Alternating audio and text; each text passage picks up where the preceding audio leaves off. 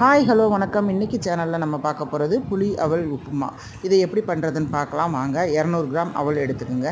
இதுக்கு வந்து 50 கிராம் புளி எடுத்து நல்லா கரைச்சி எடுத்து வச்சுக்கோங்க. அந்த புளி கரைசலில் கொஞ்சமாக மஞ்சப்பொடி, பெருங்காயம், உப்பு, இந்த அவலுக்கு தேவையான அளவு உப்பு போட்டுட்டு இந்த அவல் முங்குற அளவுக்கு அந்த தண்ணி இருக்கிற மாதிரி பார்த்துக்குங்க. நல்லா ஒரு 20 நிமிஷம் ஊற வச்சு எடுத்து வச்சுருங்க.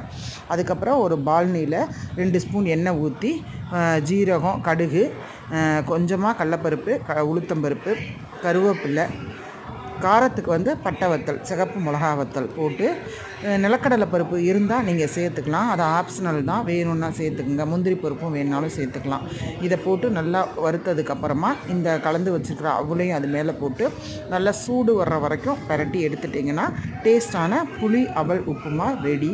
நீங்களும் வீட்டில் செஞ்சு பார்த்துட்டு எப்படி இருக்குன்னு சொல்லுங்கள். ஹெல்த்தியான பிரேக்ஃபாஸ்ட்டு ரொம்ப நல்லாயிருக்கும். தேங்க்யூ.